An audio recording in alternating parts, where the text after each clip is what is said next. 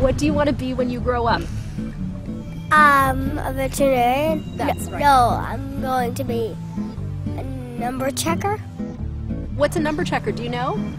Yeah, it's where you get to draw numbers' blood and make them feel better. Draw numbers' blood and make them feel better. Are you seeing a lot of numbers right now? Yeah. Where are they and what are they doing? 2 tens. The real 10 and the imaginary 10. Sometimes I wonder, is she seeing stuff and that it really is there, it's just we're not seeing it?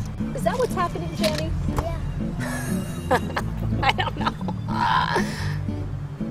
My 2 hopes for Jenny are very simple. I want her to be alive, and I want her to be able to find moments of happiness in the day. Even if every day isn't always happy, that she can find some happiness. That's it. That's all I want from her. So if Daddy ever comes... No, Daddy's going to take a break right now, so I'm staff, okay? What do you know of schizophrenia? It makes you have imaginary friends. It makes you have imaginary friends. Are you schizophrenic? Do you know? I think I am schizophrenic. As a baby, she never slept, and that's, as I always say, it's not hyperbole. She literally would not sleep. She would do 20, 30-minute power naps 24 hours a day. So as a newborn, she was getting 2-3 hours of sleep a day. Otherwise, she'd just scream. Until we one day figured out that when we stepped outside, she stopped screaming. We went back in, she started screaming again. By 3 months, we were taking her out all day, every day. And we did this for 2 years straight. One place wasn't enough. It's like her mind was a sponge. We'd go somewhere, she'd absorb it, she'd grow bored with it, and then we'd have to move on to the next place. So we might go to the zoo, a play area, and Barnes & Noble play area all in the same day. At 2, she started to talk about what we thought were imaginary friends. Why? The first one to appear was 400 the cat, and she would just play with 400. We didn't think too much of it. Oh, I know what she needs. You need a Thorazine, Jenny. The medication, the Thorazine, for every delusion that the Thorazine kills, another one comes to take its place. And Jenny's unwilling to let go of the good ones because they're her friends. She had always been very, very social because, of course, we were out all the time. But then, right around her 3rd birthday, she started to become antisocial. She would scream at people if they called her January. She would tell her friends that she didn't want to play with them anymore.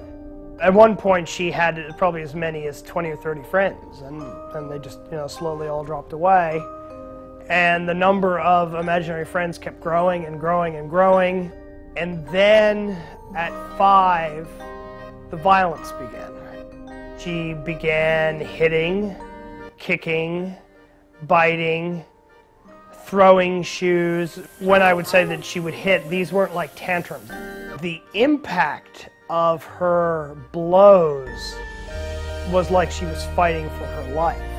And there was no warning. One moment she's like, I love you, Daddy. And then all of a sudden, she is literally trying to scratch my eyes out. She would be like that for 10 or 15 minutes, and then she'd come dead after it. Slowly became obvious, but not till she went into UCLA, that she was disassociating from those violent moments. This is Miss 60. And really didn't remember them. She knew that she'd done something wrong, but she didn't know what. She was 5 years old, and he was born. And she was running around the hospital going nuts before any medication. I grabbed her. I just grabbed her and put her on my lap.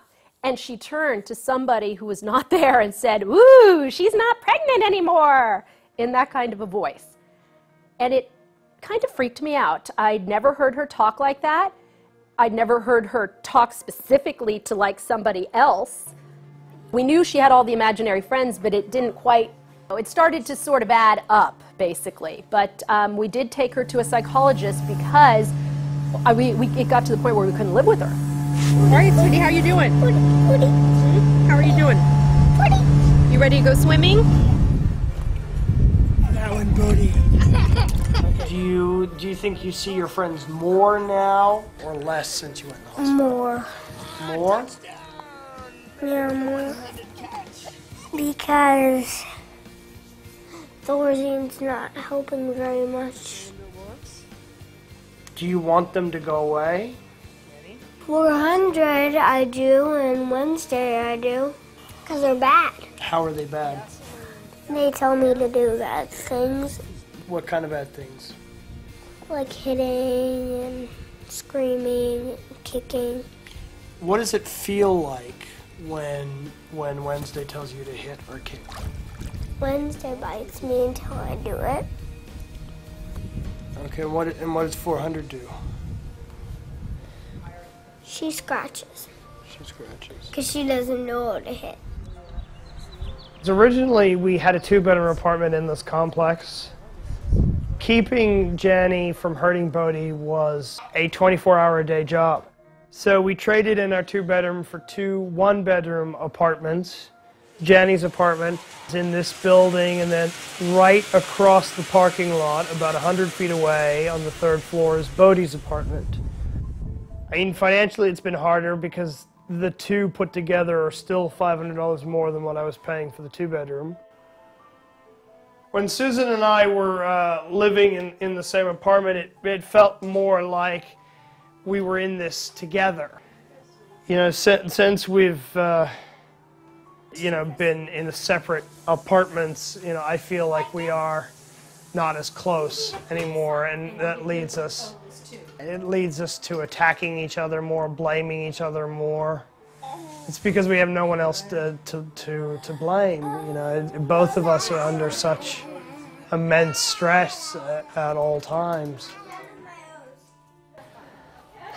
You know, I wish she could have had more of a childhood than she has had, but you know, her illness took that from her. You have to think about it like you have this sweet, blonde, normal-looking 6-year-old girl, but there are all these characters that are out to get her. And as long as she is occupied, they stay at bay. This is never going to be over. I mean, this is a lifetime illness for her.